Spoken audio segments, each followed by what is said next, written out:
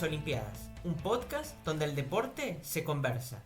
Fernando Ferrara es el entrenador de las Leonas y mira en el horizonte la llegada de París 2024, con el objetivo muy en claro: ganar la primera medalla de oro en un Juego Olímpico. Hablaremos sobre sus inicios en el hockey, los clubes como espacio formativo, el modelo de juego europeo y argentino, la gestión de grupo y más.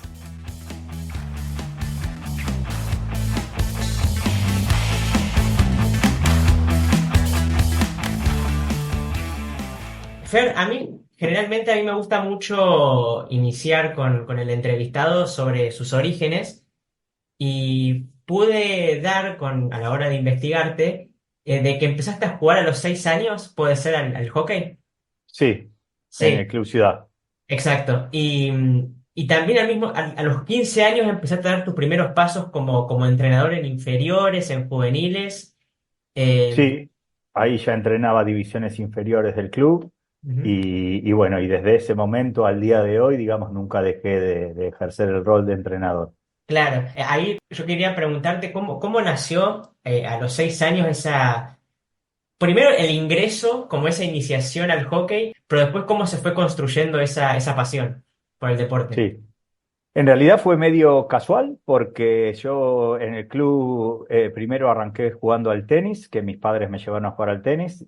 Después ahí no me gustó porque era un deporte individual, no me gustó mucho, me gustaba el deporte, pero quería hacer algo en equipo. Fui a jugar al básquet. En el básquet estuve 2 meses, viste, cuando las colonias de verano y eso, ¿no? Mm. Entonces en el básquet estuve 2 meses y ahí... después echaron al entrenador que yo me había encontrado muy bien y qué sé yo, y entonces es como que también se me pasaron un poquito las ganas ahí. Y bueno, y quería ir a jugar hockey sobre patines. Ujú. Y entonces, nada, con esto de que quería jugar a hockey sobre patines, y mi mamá me decía, no, pero Fernando, fíjate que es peligroso, a lo mejor arrancar con el hockey sobre césped para después pasarte a hockey sobre patines. Y justo tenía un amigo, Diego Acosta, que nada, estaba ahí conmigo. Y bueno, decidimos los dos de ir a jugar al hockey sobre césped. Y bueno, y ahí entonces, nada, me enamoré del deporte porque el entrenador que tuve, que era Pedro Chamorro, me hizo enamorar de este deporte, del grupo de compañeros, de los padres y demás. Y a partir de ahí, como decías, se empezó a construir, digamos, mi carrera como jugador en el hockey y en el Club Ciudad de Buenos Aires, primero como jugador y después como entrenador. Hace poquito le hice una nota a Diego Simonet y como que recalcamos la importancia, bueno, él en el handball, en tu caso con el hockey, la importancia de los clubes. Inclusive también hablábamos del tema de los polideportivos, etcétera. Y yo quería consultarte qué importancia tiene en el hockey, etcétera, los clubes como espacio de formación para los chicos y anclarlo un poco también en tu rol como entrenador de juveniles e inferiores. Para mí es muy importante y te diría que es muy, muy importante y casi todo en el deporte porque está ligado al sentido de pertenencia. En mi caso, bueno, mi abuelo era socio del club, mi papá era socio del club y yo nací socio del club. Y entonces eso te genera dos cosas: un estilo de vida, ¿no? Que mi familia estaba en el club todos los días, y después sentido de pertenencia no solo al equipo, sino al club también. Me acuerdo que nosotros nos quedábamos todos los fines de semana, mi papá jugando al tenis y después terminaban los partidos y nosotros todo el día en el club y comiendo asado y el verano en la pileta y demás. Entonces, nada, es un estilo de vida y sentido de pertenencia, para resumirlo.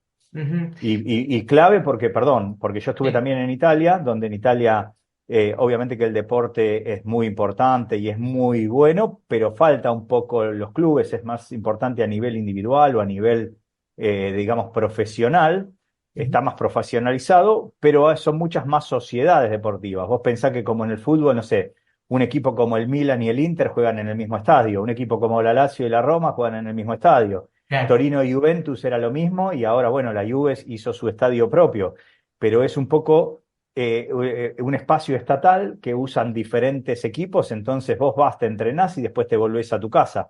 No está la vida de club, la clubhouse, el quedarte El a todo lo buffet. que es post-entrenamiento, claro. Sí, Claro, sí. sí, sí. Y ahí en tu rol como entrenador de juveniles, en esa formación específica en los chicos. ¿Qué tipo de formación se le da a los chicos en las edades más tempranas? Bueno, ahí nosotros seguíamos la escuela que en ese momento Marcelo Garrafo era digamos, el jugador más importante en el país y ya empezaba a hacer su cosa como entrenador. Nos formaba a nosotros como entrenadores y entonces seguíamos un poco sus indicaciones desde lo técnico, de la formación desde lo técnico y también de los valores y de las cosas que queríamos inculcar como club, como el Club Ciudad de Buenos Aires. Y bueno, y tuve la oportunidad de entrenar en ese momento a Maxi Caldas, hoy nada, más un entrenador muy titulado, a Santi Capurro, a muchos de los chicos que después tuvieron también carreras como entrenadores o carreras buenas, digamos, como jugadores, que en ese momento eran también del Club Ciudad de Buenos Aires y eran más chicos que yo. Ujú. Así que la formación, ¿qué tipo de formación? Para responder bien a tu pregunta en lo que era la escuela de Ciudad de Buenos Aires, era valores y era sobre todo desde el punto de vista técnico tratar de dar las mayores herramientas posibles para que muchos de esos jugadores después puedan llegar a cosas importantes. A mí como que quería resaltar en esto, ¿qué tipo de entrenador eras a la hora de formar? ¿En qué cosas vos te enfocabas? Porque me imagino que los chicos van de manera paulatina, eh, eh, aprendiendo o averiguando o observando diferentes cuestiones en el proceso. Por ahí más adelante, mucho más grande, se vuelve un poco más táctico, más estructural, más formal. Y por ahí de más chiquitos, bueno, aprendamos lo básico. ¿Cómo era eso? Sí, bueno, cómo era en realidad, te digo, seguíamos las líneas, pero cómo yo pienso que, y cómo soy ahora, porque también siempre, viste, en mi carrera fui entrenando menores y desarrollando esta parte que me parece muy importante y clave. Primero, hacer amar, como te decía, yo valoro mucho, es que primero tenés que, como entrenador, hacer amar y hacer querer el deporte. Ujú. Y el sentido de pertenencia, porque después es lo que te queda, los amigos, el club, más allá de que del éxito o no éxito que puedas tener como jugador y hasta dónde puedas llegar. Después, darle todas las herramientas posibles desde el punto de vista técnico y cognitivo para que ellos se puedan desarrollar sin nunca, lo que pasó en el Club Ciudad de Buenos Aires en el momento que pasaba esto, nunca poníamos el foco en ganar en divisiones menores, nunca lo poníamos en ganar y después se ganaba de consecuencia siempre. Mm. Y bueno, ¿por qué? Porque se vivía de esa manera, ¿no? Se vivía de que estábamos, que aparte de las horas de entrenamiento, los chicos estaban, tanto amor por el club y tanto sentido de pertenencia, que los chicos pasaban en el club todo el día, entonces sumaban horas de entrenamiento solos, digamos que eran las más importantes, en juegos, no jugando. Bueno. Jugando y divirtiéndose hasta que no sacaban un gesto técnico, nosotros estábamos todo el día en la cancha Mm. y nosotros le transmitíamos lo mismo a los chicos. Tuvimos la importancia que también los jugadores más grandes del club nos inculcaban este tipo de mentalidad y nosotros pudimos transferir un poco esta mentalidad a los menores. Y entonces, para hacer un resumen, eso, primero que amen el deporte, después darle herramientas, no focalizar en el resultado, sobre todo en menores, porque el gran objetivo de un entrenador es después cuántos jugadores siguen jugando, cuántos jugadores llegan a jugar en la primera del club y cuántos jugadores llegan a la selección. Mm. Este es el gran objetivo, pienso, como entrenador formador, ¿no?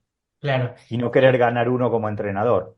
Sí, yo inclusive en Ciudad me acuerdo que, bueno, hace unos años cuando era alumno estudiando periodismo deportivo, tuve que hacerle una nota a Cachito Vigil y Cachito Vigil tiene como ese lema de licencia para perder, es como que es su Claro. lema, su leitmotiv.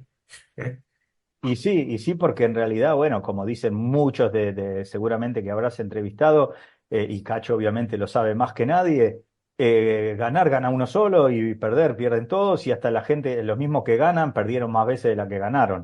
Ujú. Esto es lo que pasa en el deporte, escuchamos testimonios como Ginóbili, como un montón de deportistas, que Julio Velasco, que dicen lo mismo y así es, no hay otra cosa. Acá el que llega después es el que es cabeza dura, el que sigue, el que persiste, y entonces el que logra, digamos, controlar esos fracasos para superarse, interpretarlos de esa manera y una vez que se supera, gana.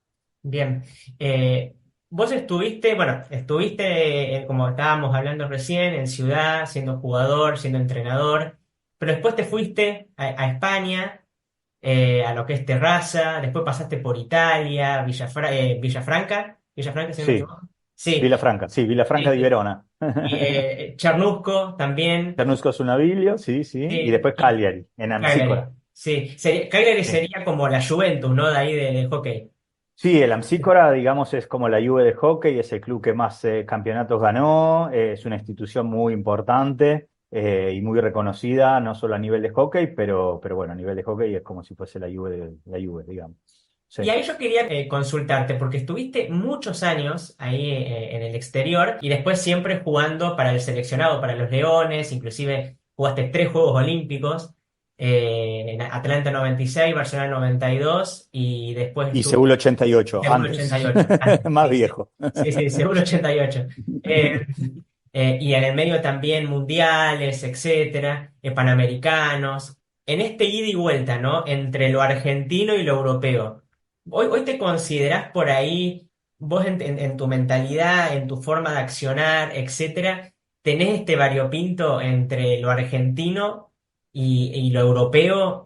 ¿Cómo fuiste Sí, construyéndote en cuanto a eso? sí, lo tengo porque te imaginas que me fui a los 20 años, muy joven, como decíamos, con una cabeza de 20 años y digamos que terminé de crecer y hacerme hombre en Europa, porque estuve 2 años en Barcelona, como decías, en Terraza, y después 2 en Verona, 8 en Milán y 15 en Cerdeña. Y entonces ahí fui creciendo no solo como en mi carrera deportiva, como jugador, combinando, como decía, selección y demás, sino que fui creciendo también como persona y después como entrenador. Así que digamos que tengo mis modelos mentales europeos y sin perder la argentinidad.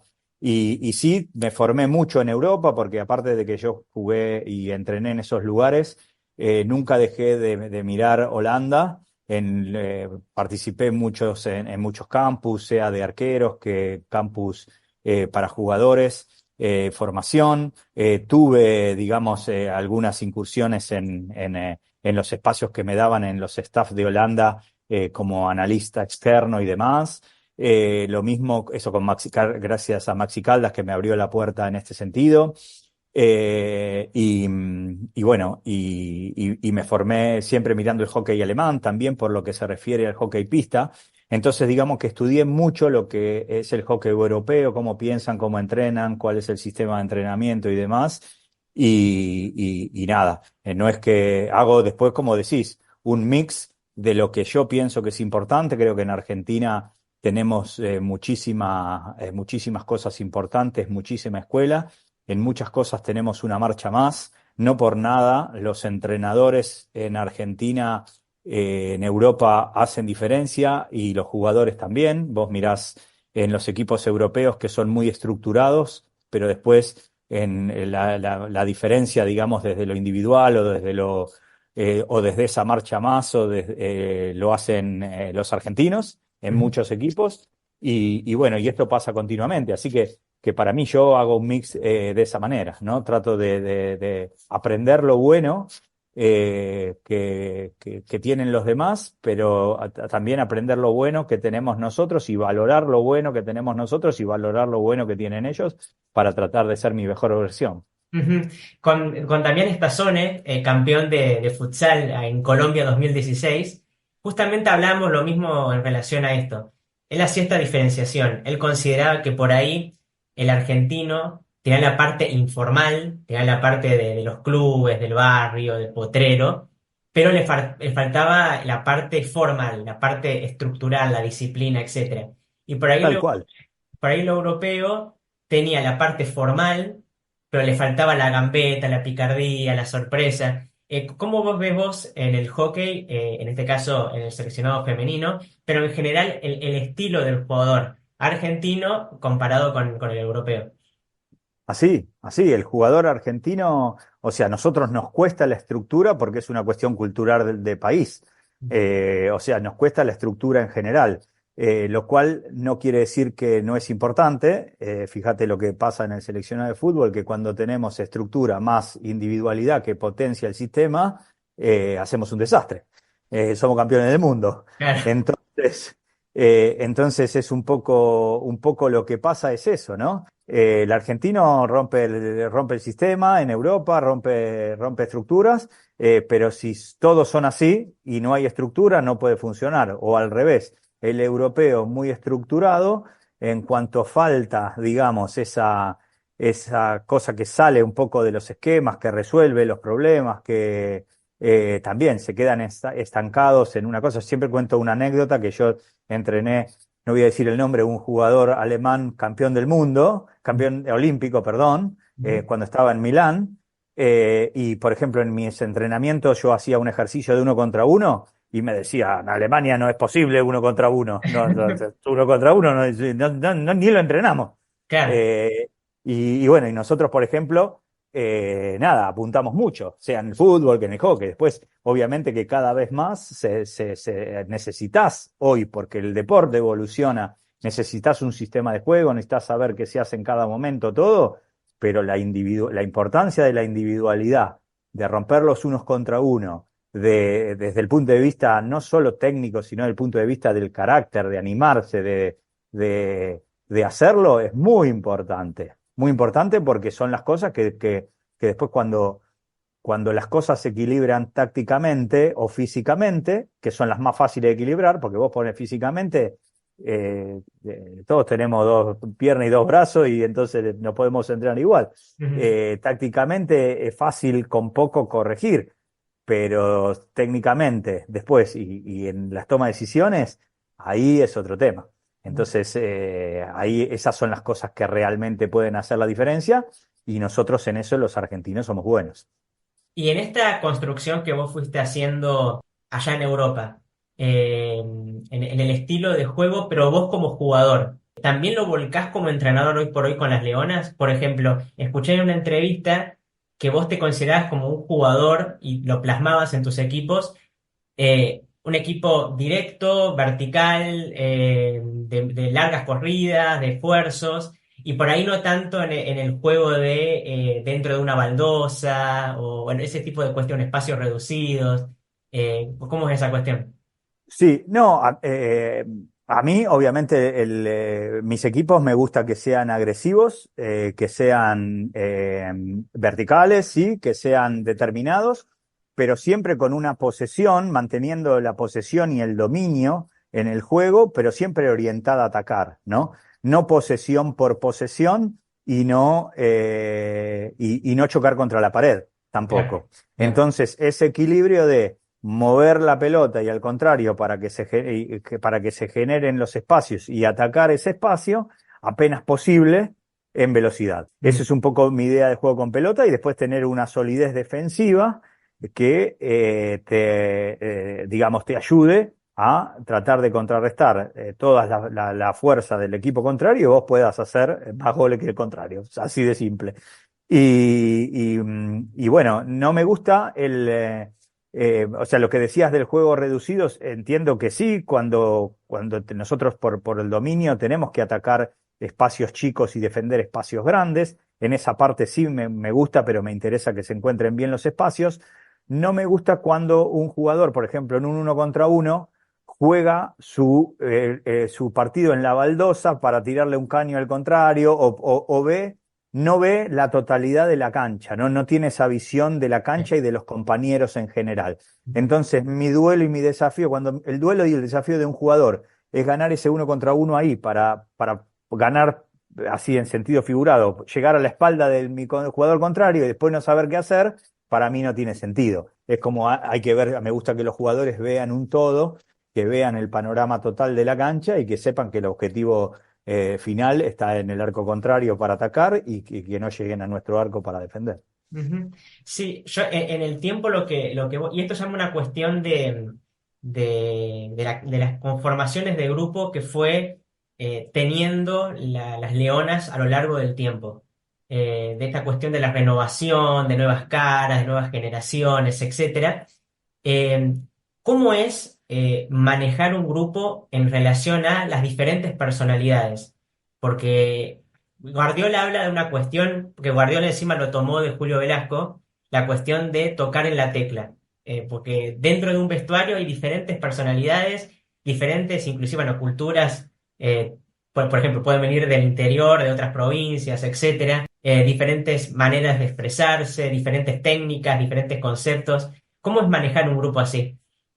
Yo me inspiro en Julio Velasco y digo lo mismo, tocar la tecla y también en Guardiola. Así que para mí eso es clave porque cada personalidad es diferente, cada jugador es diferente y algunos son más visivos, otros son más auditivos, otros no, es mejor no decirle nada. Entonces es como que vos para sacar lo mejor de cada uno tenés que tener claro un poco lo que necesita cada uno y los que quieren escuchar. Algunos se necesitan entrenar más para tener confianza y los tenés que frenar un poco, a otros menos y entonces lo tenés que empujar. Y es eso, es así, es así. Es como, viste, yo hago el ejemplo también del cocinero que tiene, que nosotros dos tenemos los mismos ingredientes para hacer una pizza, pero nos va a salir diferente. Y Mm. entonces está en cada uno dosar, digamos, los ingredientes, dosar el tiempo de cocción y demás para que te salga la mejor versión. Es un arte, por eso el rol, digamos, del entrenador en este sentido es un arte y es muy importante y más a alto nivel tratar de tocar las teclas justas y no equivocarte en estas cosas en la gestión porque nada, porque es más o tan importante como después lo que vos hagas en la cancha. Ahí otra cuestión, no lo quiero como diferenciarlo así, o por ahí sí hay una diferencia. Vos tuviste tanto en grupos masculinos como en grupos femeninos, y quería consultarte a la hora de abordar, no sé, un grupo masculino y un grupo femenino. ¿Qué diferencias hay? ¿Hay alguna diferencia?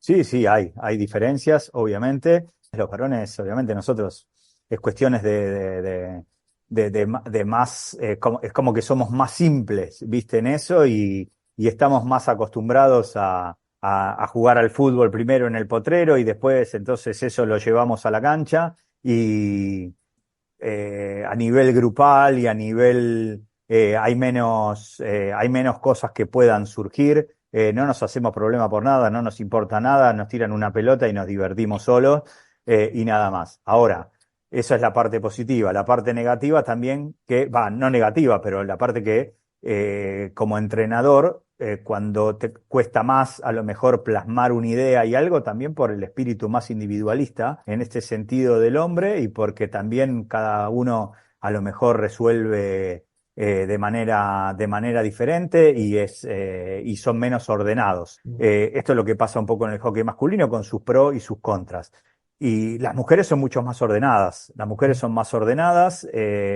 Las mujeres, mientras a los hombres podés no hablarles y a veces es mejor ni hablar, con las mujeres tenés que hablar, tenés que escucharlas. Obviamente también puede haber más diferencias entre ellas en el grupo y entonces tenés que tratar de no enroscarte en los problemas y tratar de siempre no tratar, poner siempre el objetivo del equipo en adelante, por delante y que ellas tengan bien claro eso y después nada, si el equipo está con vos, te dan todo. O sea, Mm. la entrega de convencimiento de un equipo de mujeres es muy fuerte, el vínculo que se genera es muy fuerte. A lo mejor más ahí que con un equipo masculino. Nosotros repasábamos también, bueno, los torneos que estuviste jugando dentro de lo que es la competencia masculina, y me imagino lo que viviste con los Leones allá en Río 2016. ¿Cómo fue sentir eso? Porque vos formabas parte de la camada anterior y es algo verdaderamente histórico lo que lograron en Río 16. ¿Cómo fue ese proceso de sentimentalmente vos al vivir ese momento?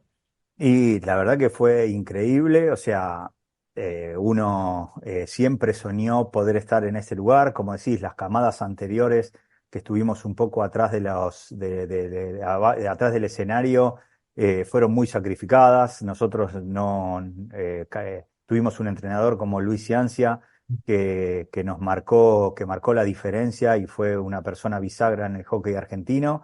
Nos dio la mentalidad de entrenar de esa manera, del sacrificio, le cambió la cara a los seleccionados, ¿no? Y nosotros no cobrábamos becas, teníamos que poner plata para viajar, o sea, fue todo muy sacrificado y era dejar todo por la camiseta y dejar todo por el país, entonces tenemos muy claro lo que fueron los valores. Imagínate que cuando después, y así se van haciendo los procesos, ¿no? De Argentina no existir, fue ganando posiciones en el ranking, estuvimos sextos en un mundial, quintos en una Champions Trophy y después siempre se estaba, digamos, entre el quinto y el octavo puesto como una buena posición cuando nos iba bien y entre un noveno y una posición número 12 cuando no nos iba tan bien. Nada, después vino esta camada dorada, digamos, de Leones y poder verlo. Ahí yo estaba viendo el partido, el cuarto de final en mi casa con mis hijos y prácticamente me emocioné y agarré y me saqué un pasaje y me fui a Río para ver semifinal y final. Mm, Así que de un día para el otro, de un día para claro. el otro así lo viví y fui a Río para ver la final y nada, fue una locura porque como decís, o sea, por más que uno haya sido de generaciones anteriores, uno vistió esa camiseta, sabe el valor que tiene y ver lograr a estos chicos, digamos, un resultado de ese tipo, te enorgullece. Justo estabas resaltando el tema de esta cuestión de tener que pagar para, no sé, realizar viajes, los esfuerzos por detrás, ¿no? El trabajo invisible que hay por detrás para ir a determinado torneo o lograr ciertas cuestiones. Hasta inclusive también en tu proceso como jugador y también como entrenador, había lugares en donde, por ejemplo, no recibías paga, otros lugares que sí. Italia en su momento era profesional, donde sí recibías paga. Eh, Hasta también estuve viendo de que en paralelo, no sé si lo hacías en España o en Italia, tuviste trabajos de relación a textil, de control de calidad, en el rubro electrónica, en el rubro de mudanza.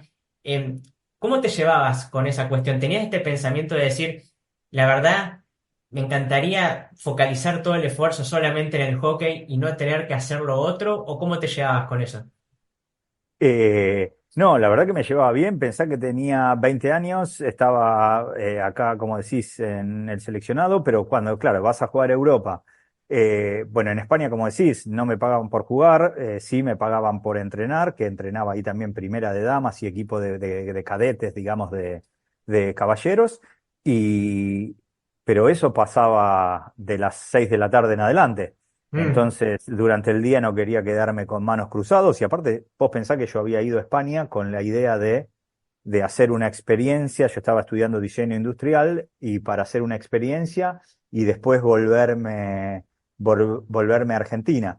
Y entonces, nada, me quería ir a trabajar también. Y bueno, trabajé, como decís, ahí en una empresa textil. Trabajé en España en asemblaje de computadoras y demás, pues yo soy técnico en electrónica, que porque estudié eso como en el secundario, y después en Italia lo mismo, en Italia siempre, sí me pagaban por jugar, pero siempre también me gustaba hacer algo como trabajo. Y así que nada, trabajé como técnico en electrónica muchas veces en diferentes rubros, también en parte de mudanzas y antigüedades. Y bueno, hasta después, digamos, ir forjando mi carrera como entrenador, ¿no? Porque yo era jugador-entrenador y después cada vez me especialicé más en el rol, hice el curso de la Federación Internacional en el año 2001. eh, Cada vez, digamos, entrenaba siempre equipos más importantes y tenía diferentes propuestas. Empecé a tener oportunidades, como te decía, en Holanda o en Alemania para hacer cosas con el hockey también. Entonces es como que ahí me especialicé en mi carrera como entrenador. Y hablando con esta cuestión de entrenador y inclusive también la gestión frente al grupo, hoy justo estaba viendo el celular y ya salió la lista de las Leonas y quería consultarte algo, porque es algo que también se vive hoy por hoy con Scaloni, por ejemplo, no convocó a Dybala, o en su momento cuando fue el Mundial allá en Qatar 2022, no había convocado a ciertos jugadores que eran muy queridos dentro de lo que era lo que es la opinión pública, el ámbito popular, como por ejemplo Ángel Correa. El tema es que por diferentes cuestiones Ángel Correa termina jugando. ¿Cómo es ese proceso de elección? Porque uno tiene esta dualidad entre lo sentimental y al mismo tiempo la parte fría, que es la toma de decisión. Uno como entrenador, a la hora del corte, tiene que tomar una decisión. Hasta inclusive por ahí tomarse ¿cómo se llama? El mal gusto, ¿no? El trago feo, Seguro, el trago amargo. el Sí, trago sí, sí, sí. amargo. ¿Cómo es ese proceso de elección? Es así, es durísimo, pero como decís, hay que tener la cabeza fría, dejar de lado, no diría dejar de lado los sentimientos, porque los sentimientos siempre los tenés, Mm. pero decidir eh, lo que es lo mejor para el equipo y tratar de elegir el mejor equipo. Y nada, ser lo más justo posible con las jugadoras, con respetar lo más posible todo el proceso y todo el esfuerzo y el entrenamiento que hizo cada una de ellas. Y digo así porque muchas veces pasa que están como ahora, que están todas muy cerquita, está todo muy peleado y después uno tiene que elegir, como decís, y tenés que tomar la decisión.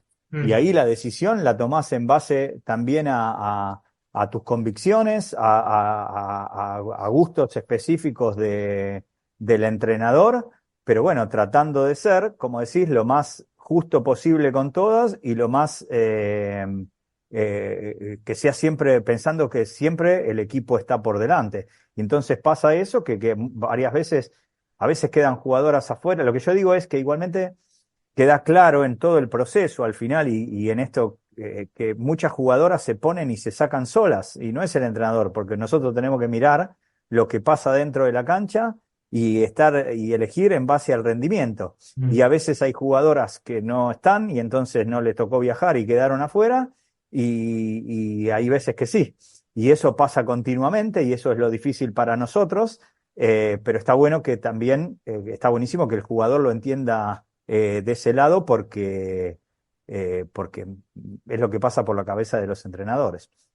Claro, y ahí encima también uno tiene porque es como un legado, ¿no? O sea, la Leona es como que, por ejemplo, si podemos tener un punto, año 2000 en Sydney, ¿no? Para 2002 campeonas, para adelante. Es también una construcción de una manera de ser Leona, en generación. Sí, las Leonas, o sea, las Leonas es, como dijo Bielsa alguna vez, es un equipo que tiene nombre propio, que Mm. trascendió todo, que trascendió hasta los resultados. Te puede ir mejor o peor, pero las Leonas son las Leonas hace 20 años. Mm. Y independientemente de los entrenadores que pasen y de las jugadoras que estén. Claro. Entonces, esto es lo que hay que respetar y lo que hay que ser conscientes y los valores que hay que transmitirles a las chicas. Ujú. Nosotros, en este caso, como cuerpo técnico, tenemos ese rol. Tenemos el rol de seguir manteniendo de seguir transmitiendo para que se siga manteniendo este legado, como decías vos, de lo que son las leonas para el pueblo argentino, ¿no? Para la Argentina en sí. Se vienen los Juegos Olímpicos en 2024, ahora, ya empieza en julio, a finales de julio. Hay como esa cosa pendiente, ¿no? De esa medalla de oro, porque lo que tiene la Leona es que siempre están El Cachito Vigil me dijo una vez, lo importante es siempre estar en las instancias finales, siempre mantenerse en instancias finales, que algún día va a llegar. Eh, ¿Cómo se llevan con esa cosa pendiente que es la medalla de oro y cómo se ven, qué aspiraciones tienen para estos Juegos Olímpicos? Bueno, de esa manera, como decís, siempre nosotros tenemos que ser siempre nuestra mejor versión para tratar de llegar a ese partido y tener esa posibilidad. ¿Cómo tenemos que ir construyéndolo? Dando el 110% cada partido y dando paso a paso, no pensando en el último, sino pensando en el primero, yendo a paso firme, sabiendo que primero está la zona y cada partido de la zona pensando en nosotros, en ser siempre nuestra mejor versión, y nada, y nosotros sabemos que si nosotros podemos ser nuestra mejor versión siempre, para los rivales es muy difícil. Y que si llegamos a esa instancia, que tenemos las herramientas como para lograr lo que se quiere lograr. Pero bueno, nada, vamos con esa cabeza, paso a paso, partido a partido. Esto es deporte y no se puede hacer futurología y lo tenemos bien claro y tenemos claro también que nadie nos regala nada y que nadie nos va a regalar nada. Es más, cuando los otros equipos tienen a Argentina de frente, van a sacar ese plus que quieren porque tienen un equipo en frente fuerte y nosotros tenemos que ser más. Claro, bien, bien. Espero que al fin, digamos, si llegamos, porque siempre está Holanda en el medio. Digamos, siempre está ahí, siempre pasa que Holanda debe tener ahí algo relacionado a la escuela, hasta te lo traspolaría Holanda tiene, a la si escuela vos del ves la Ajax. historia, claro, no, es que es así, si vos ves la historia, desde la escuela del Ajax, como decís vos, con Johan Cruyff y pasando por los entrenadores, es más, por ejemplo, entrenadores como Mark Lammers y como Koeman, cuando estaba Koeman entrenando el Barcelona, vivían en el mismo edificio, tienen una escuela muy importante, trabajan a nivel conceptual desde hace 20 años, vamos a mirar los resultados y la historia. Nosotros en 20 años ganamos 2 veces el campeonato mundial y ellas lo ganaron 9 o 10 veces. Pero bueno, no importa, nosotros tenemos que saber que hoy ellos es el equipo número 1 y que nosotros somos el equipo número 2, que nosotros tenemos que mantener el nivel que nuestro nivel y querer mantenerlo y sabemos que si tenemos las herramientas como para si enfrentamos a ese rival, como pasó otras veces, puede pasar ahora también.